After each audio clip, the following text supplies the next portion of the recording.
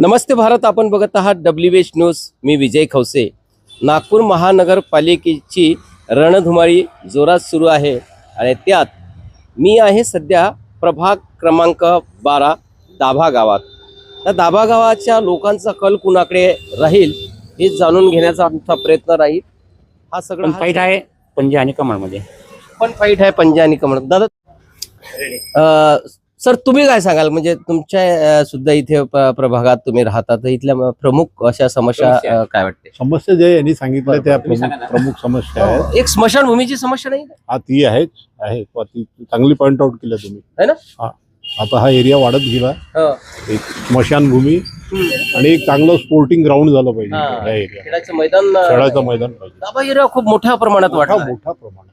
म्हणजे आता जवळजवळ मला वाटतं 10 किलोमीटरच्या रेडियस मध्ये वाढलाच आहे. एवढं मोठा मोठा प्रभाग झाला. मोठा प्रमाण झाला आणि लोक बऱ्यापैकी चांगले. म्हणजे तुम्हाला काय वाटते मग यावर्षी 15 जानेवारीला मुकाबला? 16ची वाट बघितली पाहिजे आपण, पण 15ला कमळ येईल असं मला वाटतंय. माझं असं बाकीच आहे.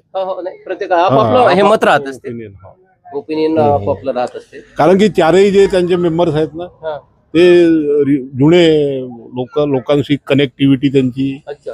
आणि कामही त्यांच्या परीने म्हणजे दिसतात केलेले काम, असं मला वाटतं. त्यांचं सरकार आहे म्हणून तर नाही म्हणतात. नाही नाही नाही, तसं नाही. याला सरकारशी काय घेणं नाही. लोकल लोकांशी ज्याचे संपर्क चांगले असतील व्यक्तिगत फंड रूपाने, वगैरे आणायचं असला तर सरकार कुठंच आणला. एक ती सोय तर असतेच म्हणा. है ना? कुठल्याही पार्टीला तो बेनिफिट असतो, तर तो एक एडव्हान्टेज आहे त्यांना आणि तो एडव्हान्टेज लोकांनाही भेटतो ना. मग आता समजा 4 ते 3 ते आले आणि एक दुसरा आला, तर ते 3 घेऊन पडतील नाही, याच्या हातात काही लागू देणार असं होईल का? पडतील का? होतेच ना तसं.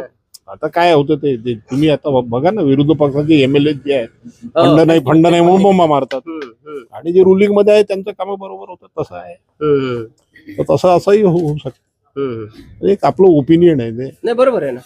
नाही, बरोबर आहे. आणि कसं आहे, आपला नगरसेवक म्हटलं तर नगराच्या Man to man त्याचा संपर्क असतो ना. संपर्क राहतो ना त्याचा. प्रत्येक माणसाशी संपर्क असतो ना. आणि प्रभागातल्या लोकांच्या सुखदुःखात मध्ये सहभागी झाला होणारा माणूस. हे तिन्ही मला वाटतं रिपीटेड आहेत सगळे. गॉलवंशी झाला, ही बाई, त्याच्यानंतर ती जुनी मेयर राहिलेली बाई आहे, हो, मायाताई, मायाताई. तर असं वाटतंय मला की साधनाताई बर्डे सुद्धा आहे. हा, ती पण जुनी आहे. तर शक्यता म्हणजे माझं ओपिनियन मला वाटतं. बाकी लोकांचं नाही, ते आजकाल हो. खूप हे झालेलं आहे. 16 तारखेला आपण वाट बघितली पाहिजे. 16ची वाट बघितली पाहिजे. नाही, 16ची तर नक्कीच वाट बघू की तुमच्या प्रभागाचा कोण नगरसेवक होतो. पण नगरसेवक कोणी असो, प्रभागाचा विकास करणारा झाला पाहिजे. विकास झाला पाहिजे है ना? विकास झाला पाहिजे. पण तुमच्या दुकानावर आता बरेचसे लोक आहेत, त्याची चर्चा चालत असेल ना काही ना काही. चर्चा चालू राहते. आता कोणी पंजा म्हणते, कोणी कमळ म्हणते. हा. आणि हा इलेक्शन काय आहे की याचं रिझल्ट चांगली गेसिंग 13 तारखेपर्यंत वाट बघितली पाहिजे. 13च्या रात्रीला किंवा 14ला जे काही समजून ते माहोल तयार होतो, सांगू शकते. काही देवाणघेवाणचा विषय होईल का रातभरी? देवाणघेवाणीवर प्रॉब्लेम आहे. तो देवाणघेवाणीवर आहे. म्हणजे बळी पडतील का मतदार? बडी पडते. नाही, आजचा मतदार खूप हुशार झालेला आहे.